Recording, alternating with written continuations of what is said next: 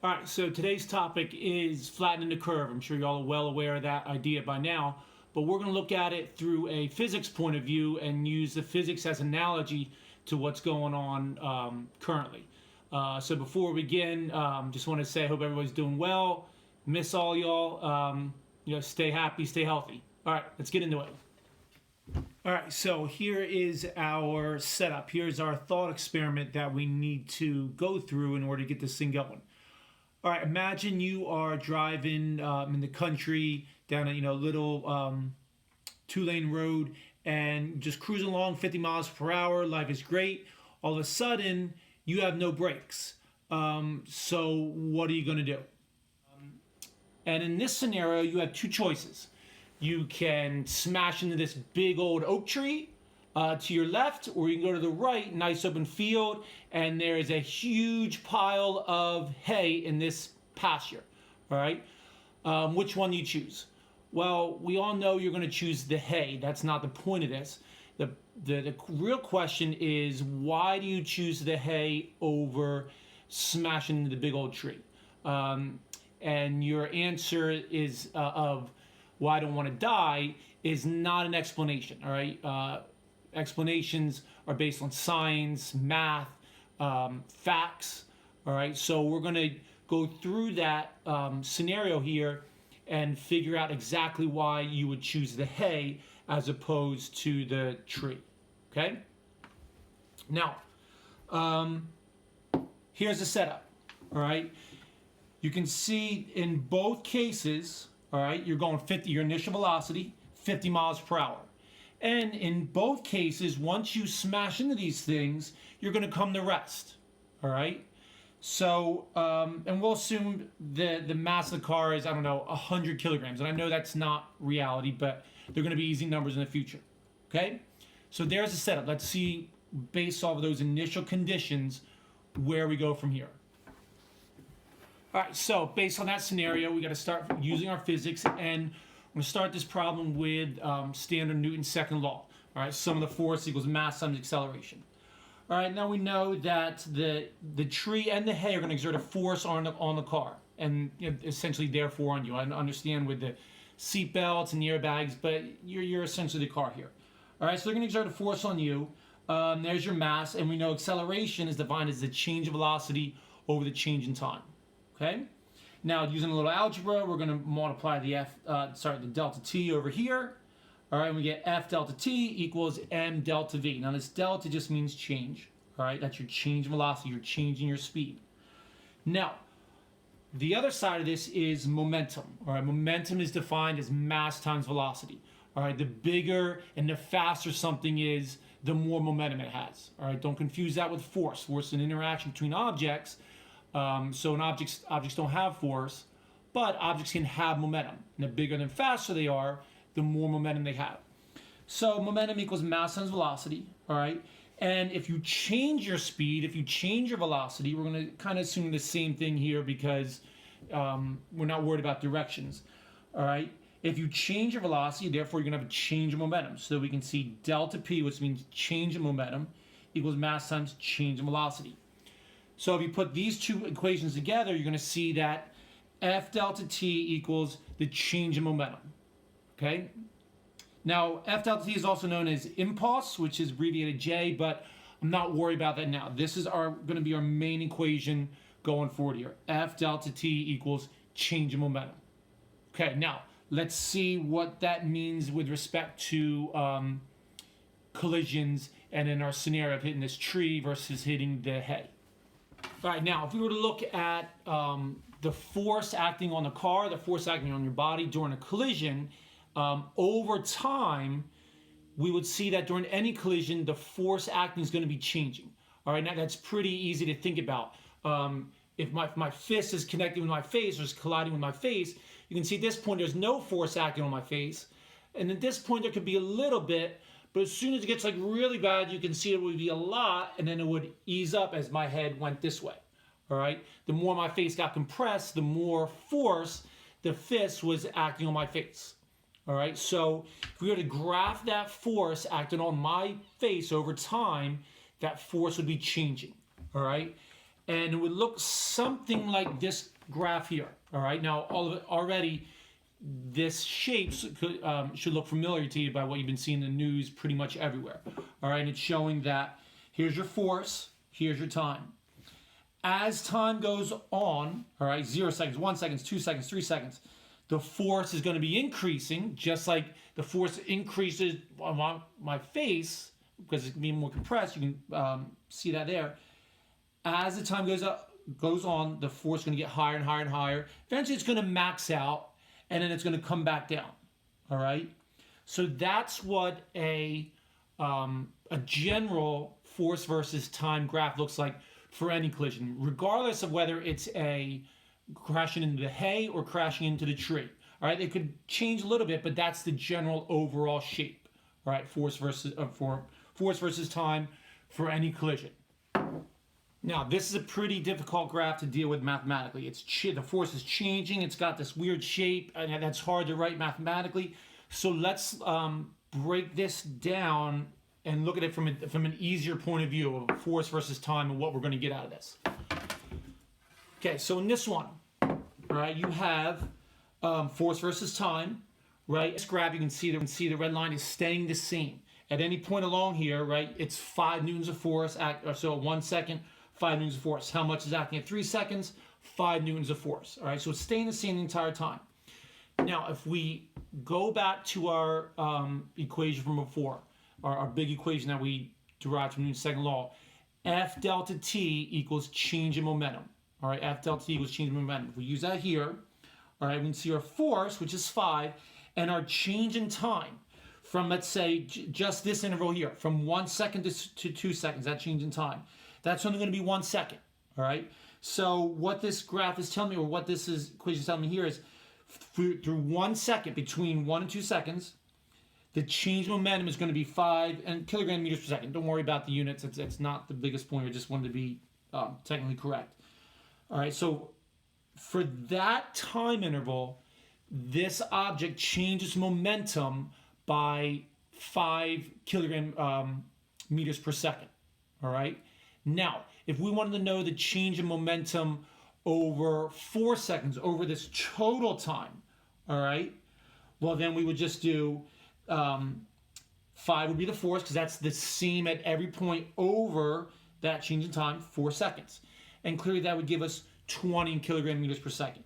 That would give us the total change in momentum for that entire 4 seconds. Okay, big deal. Well, let's get kind of to the point here. The total change in momentum from there to there we know is 20. But in this graph, that 20 represents the area underneath this curve. All right, length times height is 5 times 4, and we get the area under this curve is equal to the total change in momentum. All right, to the total change in momentum. And that's kind of the big point there, is figuring out what the area under this curve represents. It represents the change in momentum. So any force versus time graph gives us, the area under that gives us a change in momentum. Okay? Now, let's switch this over and see how that applies to the stuff we're currently seeing with COVID-19. Okay, we switch this over to looking not force versus time, but we apply it to the COVID-19 and just cases of a virus in general. All right, it's going to be we all seen the shape of it, and we'll get to that. But let's take it on an easier idea here. All right, so this graph is number of new cases over time. All right, and let's imagine, optimistically actually, that the number of new cases stays the same. All right, so what this particular thing was saying, okay, the number of cases at one day after is 3. And then the second day you have 3 more. And then the third day 3 more.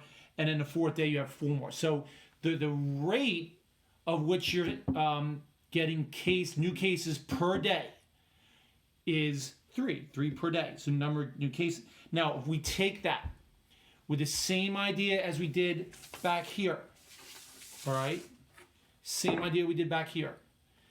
If we take, notice we've taken our Y value, all right, and multiplied it by our x value, which is our y value multiplied by x value. Same exact thing.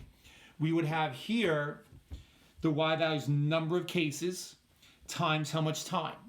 And what that gives us is the total number of cases, that you would have during this virus.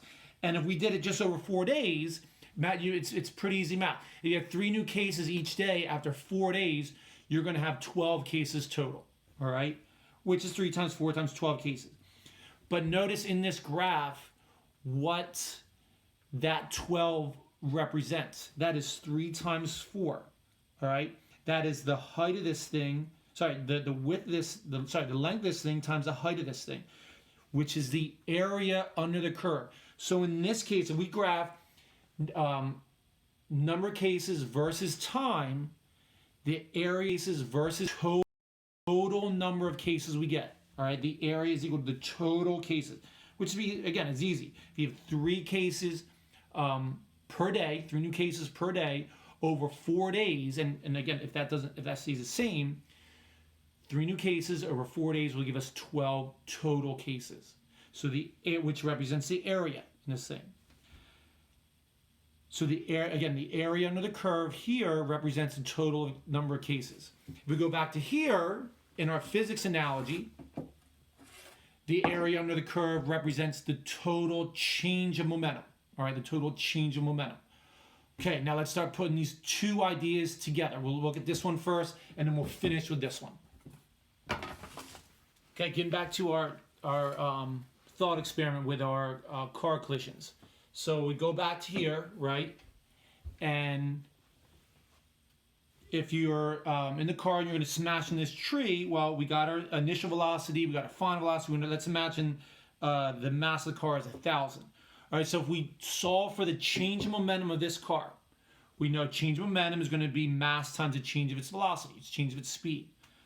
So change of momentum, mass times v final minus v initial. All right, so we plug those numbers in. We got change of momentum equals 1,000 times 0, because that's what it ends at the end of the collision. It's going to be at rest. It's smashing the tree, and it was initially traveling at 50, so its change is going to be negative 50, and our change of momentum is negative 50,000. And don't worry about the units, because this I put in miles per hour, and this is going to be kilograms, so it's not exactly SI units, but that's not the point. All right. So notice this, and now this negative is just direction, so we can even ignore that too. So in this one, we got the change of momentum is 50,000 kilogram meters per second, whatever the unit is. So more importantly, the change of momentum when you smash in a tree is 50,000. But the interesting thing is when you do that, when you smash in this big loose pile of hay, notice that it's going to come out to be the same thing, because you still hit the hay going the same speed. The hay still brought you to rest. So therefore, when you plug in these numbers, everything is the same. In both scenarios, your change in momentum is going to be 50,000, all right? So does it even matter which one you pick to smash into if in both cases, the change in momentum is going to be the same? If the outcome's the same, why does it matter which one you pick? Now, hopefully in real life, just based off experience, you know that if you had to make this choice, you would smash in the head. But again, if the physics is saying this, what's even the point? Why does it matter? It seems like it doesn't, because they're both going to have the same outcome with a change in momentum of 50,000. They're both. So why one does matter? What do we actually need to look at here? All right. Okay, so I got 2 graphs here. Familiar graphs are force versus time, like we went over. Okay. When you smash into the tree, you can see that the time on which that collision is going to take place is going to be a lot smaller. All right. When you smash in a tree, you come to rest, almost instantly. Like it's super, super fast. All right. So if we have to graph that force over time, it's going to be this shape here. All right. A pretty small amount of time. Now on the opposite end, all right, when you run into the hay, that hay is it's not that dense. It's going to take a while for your car to stop. It's not going to be instantaneous. So what's going to happen is the time over which that collision is taking place is going to be a lot longer. and we were to graph that collision, it's spread out over longer periods of time. Okay, so the time is the big factor here. Remember, all right, from this one here, in both cases, all right, in both cases, the change in momentum has to be the same. All right, the change in momentum has to be the same. And if you remember back to here, the area under a force versus time graph is equal to the change in momentum. So the area equals the change in momentum. The change in momentum has to be the same for both. So that means the area has to be the same for both graphs. The area in this graph has to be the same for both collisions. So I tried to, eye it up as best I could. I don't know how well I did, but this area here has to equal this area here. All right? So the change in momentum is both same, so the area has to equal the area. Again, big deal. We know the change in momentum is going to be the same for both. So what is the point? All right, well, the point is this force, all right? The force is what's going to be acting on your body, all right? And when you think about g-forces and accelerations, they're more or less the same. And that's what's going to harm your body, all right? It's not the change in momentum. It's that force, all right? So you can imagine, and I don't know what the exact numbers are, there's a threshold for which people can survive these forces that are exerted on them, all right? I know there was a record, a guy survived Army testing at 70 Gs, all right, which means a G force of 70 times your acceleration to gravity, which is 70 times however you feel. But I don't know what they're saying. It doesn't matter. Let's say at this point, that threshold, anything below that, your body can handle, you can survive. All right? And it's different for different people and how it's applied, but let's just say that's a threshold. If you go over here, and we take the same threshold, now you can see, even though the change in momentum is the same, in one case, the force is going to be deadly on your body. And in this case, the force is not going to be deadly. All right? And that is very, very important. And that is the explanation on why you'd rather run into the hay than the tree. It's you can now see, okay, that explains why you would survive, because the graph has been flattened out. So the force, which is the deadly part, never gets above that deadly threshold in that case. In this case, since it's all been pushed together and it happens super quick, all right, that area has nowhere to go except for up, and your force is going to be, the force acting on your body is going to be higher than this deadly threshold. And that's super important. Now, hopefully you can see where this is going, but let's relate that over to what's currently happening and our ideas on COVID-19 and flattening the curve. Okay, so now with our coronavirus, if we have to graph the number of cases over time, all right, the one thing we can control is the time, all right? The more we social distance, the more we get, quote unquote quarantine ourselves, the less the lower the rate the disease will spread, and that will spread it out over time. In other words, we are increasing our time. So what happens here is the air, if we spread this out, this will lower, okay? And notice that I try to draw it here. The area is still going to be the same. The area under both these curves is going to be the same. And if you remember back to here, the area under this curve, the area under a new cases versus time equals the total number of cases. So for this graph here, the total number of cases, the total number of people getting sick is still going to be roughly the same. All right. Granted, obviously there's other factors, but if we just assume that the disease is going to spread and the number of cases is still going to be the same in both, all right, But the difference is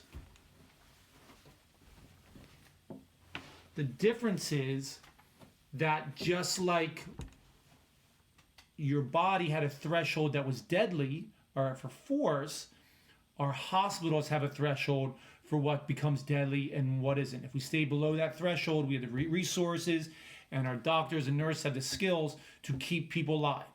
All right? Above that, they do not.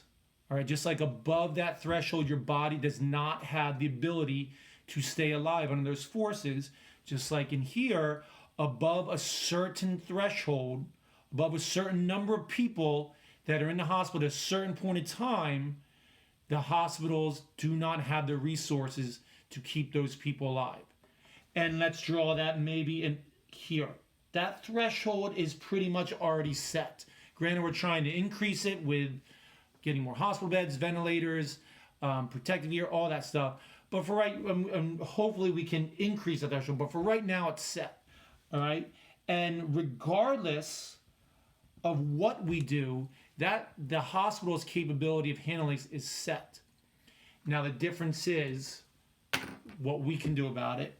If we spread this out over time, if we spread and slow down the rate at which the diseases transfer between people, that will increase the time over which the disease is out there in the community.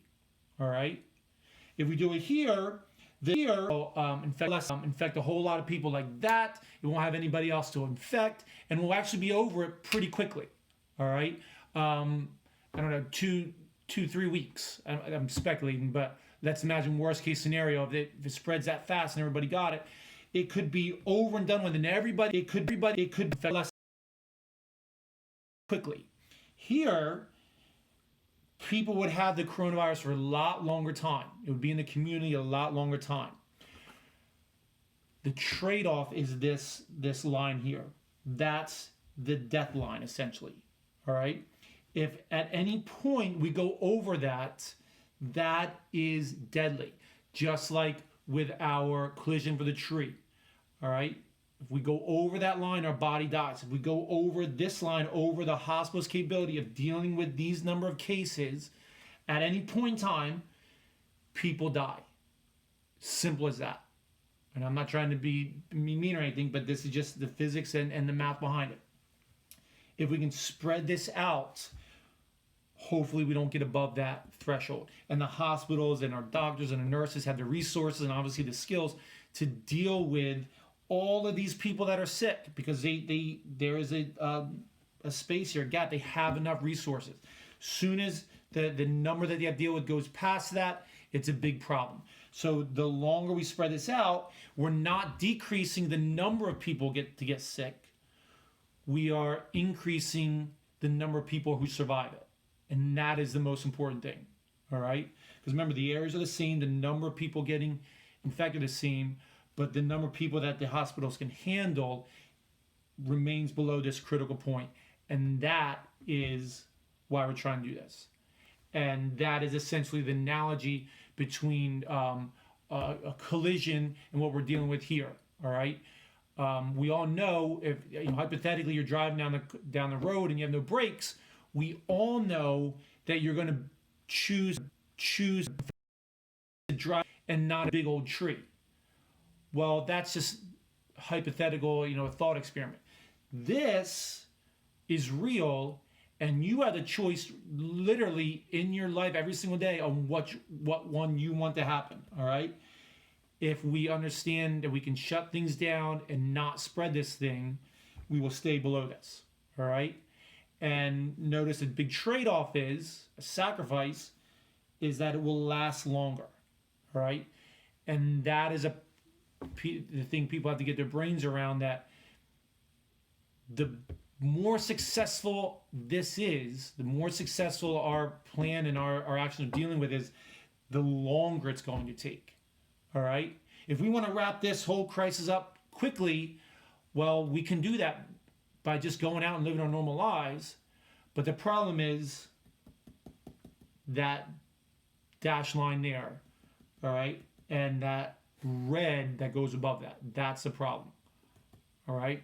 So we all have a choice to make. Hopefully, we listen to scientists and the doctors, and we're smart about things. But now you can see how a theoretical thought experiment modeled with physics is a great analogy for what's actually happening here today. So hope you got something out of this. Again, I miss everybody. See you when I see you.